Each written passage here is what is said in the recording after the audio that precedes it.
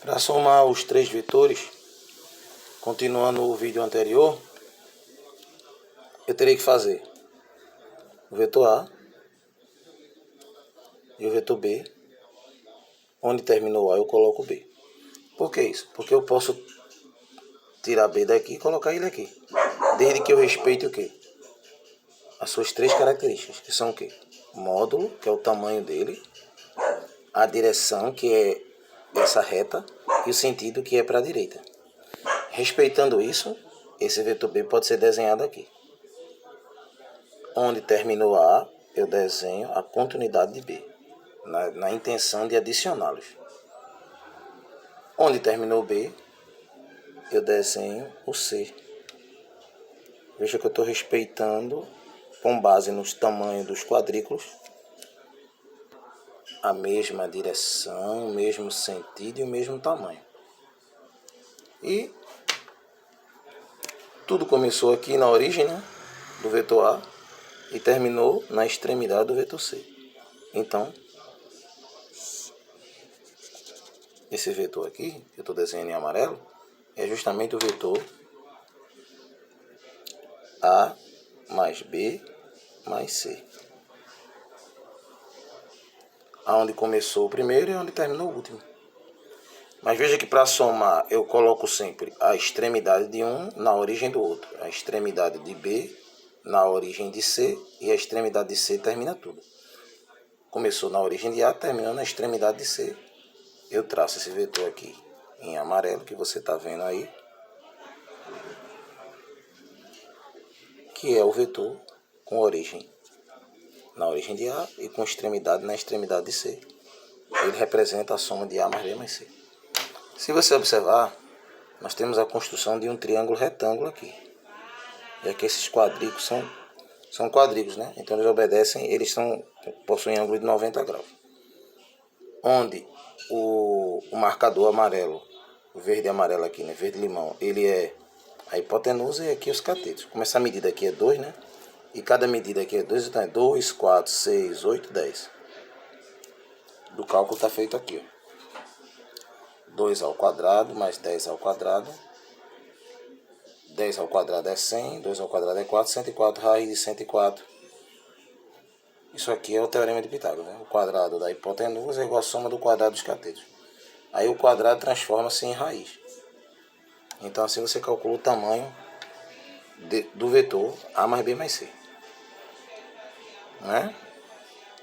Veja que se você fosse fazer uma soma normal, sem olhar as direções, isso não daria 10,19, porque o vetor A foi calculado aqui, ó, usando também o teorema de Pitágoras, admitindo que aqui é um triângulo retângulo, 2 e 2, 4, 2 e 2, 4. E aqui é a hipotenusa, então é 2 ao quadrado, na verdade 4 ao quadrado mais 4 ao quadrado, enfim, né? Mas o valor obtido, não dando 2,8, né?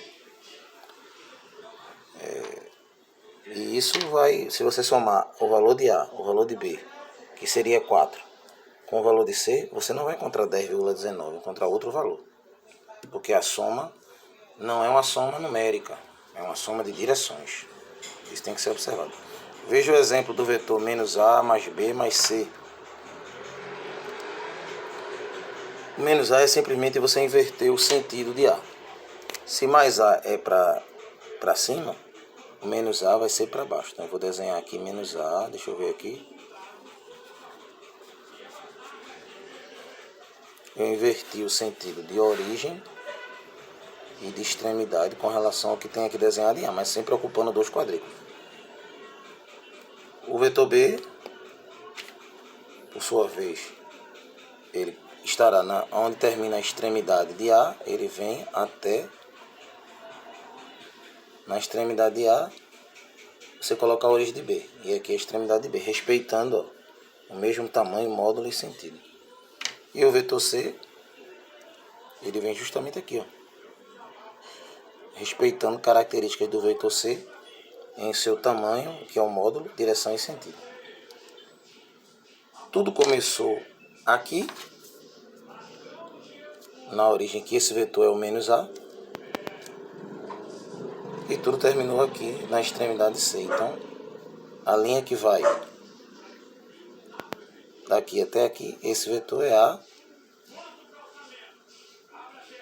é menos A, mais B, mais C. Certo? E aí você tem a formação de um triângulo retângulo aqui, ó. Vou até marcar. Onde a medida aqui é 2. E aqui é 2, 4, 6. 2 e 6. Novamente, a hipotenusa, o quadrado da hipotenusa é igual à soma do quadrado dos catetos. 2 ao quadrado e 6 ao quadrado. E o quadrado vira raiz, como tinha feito antes. Isso vai dar 36 com 4, 40. Raiz de 40, 6,32. Veja, bastou eu mudar o sentido de A, já mudou o resultado. Então, isso é assim que é feita a soma de vetores. Sempre colocando a origem de um na extremidade do outro. Eu coloco o primeiro, onde tiver a extremidade do primeiro, entra a origem do segundo e assim sucessivamente, para 2 ou mais vetores. Ok? Agora eu vou mostrar para vocês como seria uma soma particular de apenas 2 vetores, de 2 em 2. Para isso a gente usa a regra do paralelogramo. Aqui eu tenho 2 vetores A e B, e respeitando as características do vetor B, eu posso transladar ele para cá. Ó. Transladar é movimentar, trazer ele daqui para cá. Ó. Olha ele aqui. Ó. Tirei ele daqui e coloquei ele em cima, o vetor B. Tá vendo? E o vetor A mais B é justamente a diagonal de um paralelogramo imaginário que você traça. Então, a regra do paralelogramo diz o quê?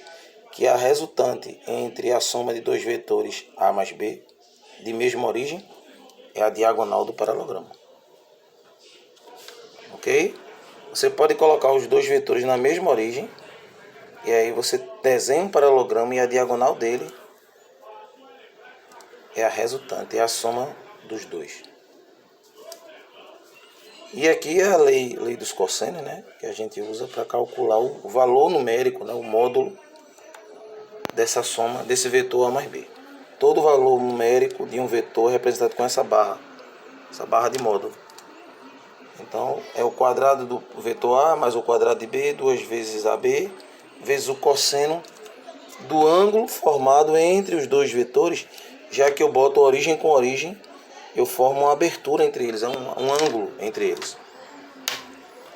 Para refrescar sua memória sobre as razões trigonométricas, já que eu falo de cosseno aqui na lei dos cossenos, eu coloquei um triângulo retângulo de ângulos A e B e de lados x, y, z, onde z é oposto ao maior ângulo, que é o ângulo de 90 graus do triângulo retângulo. Essas razões são para triângulos retângulos. Então z é chamado de hipotenusa, que é o maior lado desse triângulo aqui. E os x e y são catetos. O cateto oposto de A é x, logo y é o cateto adjacente. Se eu estou falando de B, o cateto oposto de B é y, logo x passa a ser o cateto adjacente de B. Então quem está oposto ao ângulo é o cateto oposto e o outro é o cateto adjacente. E o maior lado, que é o oposto ao ângulo de 90 graus, é a hipotenusa. As razões trigonométricas são o seguinte: seno é a razão entre cateto oposto e hipotenusa. Cosseno é a razão entre cateto adjacente e hipotenusa. Tangente é justamente a razão entre os catetos oposto e adjacente, que eu não coloquei aqui. Mas eu vou colocar aqui. Quem seria o seno de A? É cateto oposto, x, pela hipotenusa, que é quem? Z. Quem seria o cosseno de A? O cateto adjacente de A, que seria quem? Y, pela hipotenusa, que é Z, que é o maior lado do triângulo retângulo. E a tangente é a razão entre os 2 catetos, entre o oposto de A, que é x, e o adjacente, que é y. Mas o que vai importar para a gente nas próximas aulas é saber que, aplicando o produto dos meios é igual ao produto dos extremos aqui, ó, e aqui, eu digo que o cateto oposto é a hipotenusa vezes o seno, e o cateto adjacente é a hipotenusa vezes o cosseno. Portanto, que cateto oposto seja hipotenusa vezes seno, e você entenda que cateto adjacente é hipotenusa vezes cosseno, porque quando a gente for fazer agora a decomposição de vetores, ou então análise de vetores em coordenadas, isso vai ser fundamental. Saber que o cateto oposto é a hipotenusa vezes o seno e o cateto adjacente é a hipotenusa vezes o cosseno. Vou mostrar agora a vocês isso. Vetores como coordenadas de um vetor resultante, ou como componente, né, ou decomposição de vetores, né? Bom, eu tenho um vetor R aqui, formando um ângulo θ com um plano com o eixo x de um plano cartesiano xy, um plano de eixos ortogonais x e y. Quem é oposto ao ângulo θ seria essa linha imaginária aqui, que ela tem a mesma medida que o vetor RY. Então RY passa a ser o cateto oposto, o RX o cateto adjacente e o R é a hipotenusa. Então o cateto oposto é a hipotenusa. O cateto que diga RX, que é o adjacente, é a hipotenusa vezes o cosseno. E o RY, que é o cateto oposto, é a hipotenusa vezes o seno. Aquilo que eu tinha dito lá. O R é a hipotenusa vezes o seno, se o cateto for o oposto. E o oposto a θ do outro lado é quem? RY. A linha imaginária aqui é paralela a RY, tá vendo? Tem a mesma medida. E o cateto adjacente é o RX. O cateto adjacente é o RX. E é R cosseno. R é a soma vetorial entre x e y. Rx e ry. Lembre-se, eu posso transladar o vetor ry para cá, ó, colocando ele aqui. E aí eu sei o que? Rx mais ry é o vetor R. Lembra? Onde termina o primeiro, coloca o segundo. E a soma é o que? Da origem do primeiro até a extremidade do último. Então esse vetor é a soma desses dois. E é um triângulo retângulo, já que foi colocado em um plano cartesiano de eixos ortogonais, eixos perpendiculares. Então, essas relações são válidas para... Qual é a vantagem disso? Antes, eu podia dar dois vetores e pedir para você achar o resultante. Aqui, se você sabe o resultante, eu posso achar os vetores dos quais, somados, resultaram nesse vetor.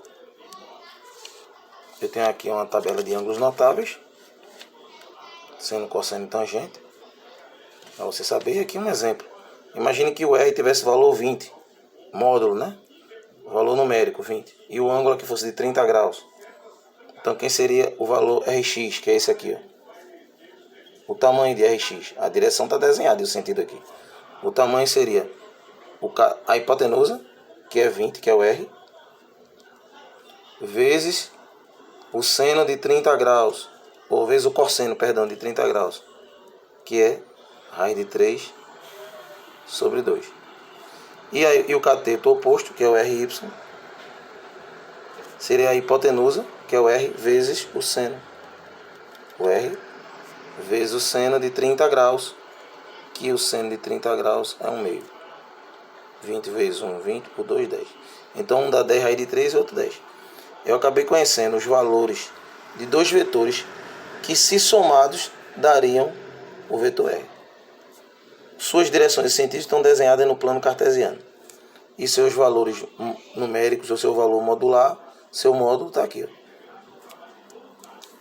Ok? Essas coordenadas, elas também servem para representar, além de serem... É como se eu fosse substituir o vetor R por duas partes vetoriais, uma perpendicular à outra. Eu posso sempre substituir o vetor R por dois vetores perpendiculares. E eu posso calcular o tamanho desses vetores fazendo hipotenusa cosseno para o adjacente e hipotenusa seno para o oposto. Bom, coordenadas geográficas também falam sobre localização. E eu posso usar aqui uma representação rápida de vetores para mostrar isso. Nós sabemos que a latitude marca de norte a sul no globo Terra, né? Tendo o zero na linha do Equador. E aí, ó, 30 graus aqui, ó. Essa linha vetorial aqui que eu estou desenhando tem 30 graus. É justamente a latitude. De 30 graus, latitude norte. E saindo do zero, varrendo aqui para 90 graus, esse vetor aqui representaria a coordenada de longitude oeste, 90 graus oeste. Ok? Então, ó, você tem um sistema de coordenadas aqui, ó. Esse representa 30 graus, esse representa os 90, e a operação vetorial deles dois dá uma resultante no meio, pela regra do paralelogramo, que é o vetor que seria, que orienta, né, a posição em relação ao centro da Terra. O objeto está aqui, ó, com coordenadas 30 graus latitude norte e 90 graus longitude oeste. Bom, é só para fazer uma ilustração sobre coordenadas geográficas com coordenadas vetoriais. Ok? Continuando, eu trago para vocês um exercício prático de vetores, que além de um vetor, as coordenadas de um vetor servir para localizar, ela serve também para determinar equilíbrio e para cálculo de forças resultantes e aceleração de corpos conforme as leis de Newton. Mas eu vou usar uma aqui para condição de equilíbrio. Imagine que eu comprei uma rede, é um exercício prático, né? Com dois suportes de peso máximo de 70 kg. Os suportes são esses aqui, ó, que eu uso para prender na parede. Dois suportes. Um aqui e um aqui. Eu parafuso eles na parede e eles suportam até 70 kg cada um. Ok? Calcule o peso que a rede suporta. Eu botei aqui o desenho de um indivíduo deitado na rede e o peso dele fazendo um ângulo de 30 graus quando a rede está esticada. Aí veja bem, nós temos aqui três forças. O peso dele, força da gravidade dele puxando a rede para baixo, e duas forças de tensão devido à corda ou à presença da rede, né? Um aqui, que está tracionando ou tensionando a rede, ligando o peso da pessoa ao suporte da parede da direita, e a mesma coisa acontecendo, outra força aqui, ó, tensionando o peso da pessoa à parede à esquerda, uma à esquerda e a outra à direita. Ok? Bom, eu posso decompor, representar aqui um plano cartesiano, ó, como eu fiz lá na aula Y, e aqui que sendo quem? X. Fazendo isso, essas duas forças elas podem ser decompostas. Uma na direção X e outra, eu vou chamar aqui de T, de tracionar, de tensão, de corda. Aqui T de X. E essa daqui vai ter uma aqui e essa aqui também vai ter uma aqui. Então vai ter duas conhecidas como TY cada uma. São a mesma força, já que é a mesma rede, não é? O mesmo ângulo de inclinação. Então eu posso dizer o quê? Essas duas forças equilibram o peso da pessoa, e se o suporte partir, a pessoa vai ao chão. Significa que o peso da pessoa é muito grande para os suportes. Cada suporte ele só aguenta 70 kg máximos, que cada 70 kg vezes 10, que é a força da gravidade não é em quilo, é uma força, e a força é dada em Newton, e o peso é massa vezes gravidade, então é 70 vezes 10 a gravidade da Terra, aproximadamente 10 dá 700 newtons. Então, esses 70 kg na verdade representam 700 newtons, que é a força que o suporte aguenta na parede. Essa força ela é dirigida para baixo no suporte, que impede que o suporte, né, se desprenda da parede. Ela é de 700 newtons. Ok? Aqui eu tenho o seguinte: essas duas forças juntas, equilibrou com o peso. Ok? Então eu posso dizer o quê? Que 2 vezes esse TY, 2 desse TY, equilibra com o peso da pessoa. E o TY, ele é justamente o cateto, essa medida daqui é a mesma daqui, ó. É o cateto oposto. A gente aprendeu o quê? Que cateto oposto é a hipotenusa vezes o seno. O seno de 30 graus na tabela que eu mostrei a vocês. É só voltar o vídeo e vocês vão ver que é 1/2. Então, essa força TY, ela é metade da tração de T. Como são duas, né? Então significa que é metade de T mais metade de T dá 1T, né? Então, o peso, a tração, essa tração aqui, ó, ela está equilibrada com o peso do indivíduo. Certo? Essa mesma tração, ela está aqui no suporte. Não é ela? Ela já sabe que ela é igual a esse peso aqui do cara que está na rede. E novamente, ela vai ser decomposta, já que o ângulo aqui também é 30 graus, em duas. Uma na direção de X e outra na direção de Y. E a da direção de Y é que equilibra com o que o suporte aguenta, para ele não arriar. Então, esse TY daqui é justamente o peso do suporte. Já sabemos que esse TY é metade da tração, ou seja, metade do peso. Não é isso? Esse peso é o peso do suporte. Não é o peso do homem. Aqui é o peso do homem na rede. Então, se esse TY ele é metade, ele é igual ao peso do suporte, e ele é metade do peso do homem, né? Então significa dizer o quê? Que cada suporte suporta metade do peso do homem.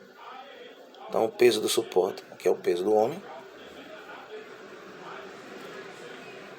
dividido por 2, já que ele é metade do peso do homem. E o peso do suporte é de 700 N. Então o peso do homem é de 1.400 N.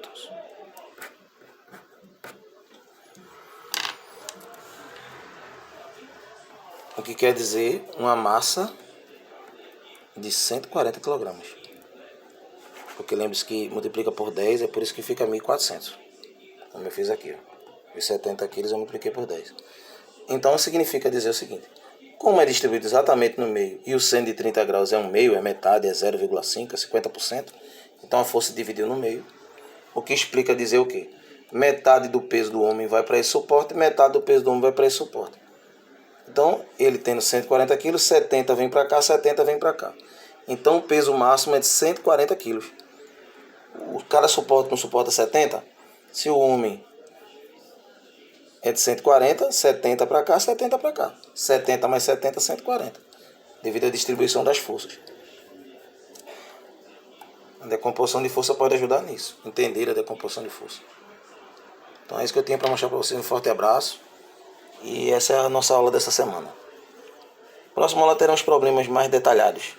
Isso foi apenas um exercício prático de uma situação, de uma rede que eu instalei aqui na semana passada aqui em casa. Um forte abraço a todos. E na próxima aula teremos mais exercícios bem mais simples que esse, eu posso garantir. Fiquem com Deus. Um forte abraço e até a próxima.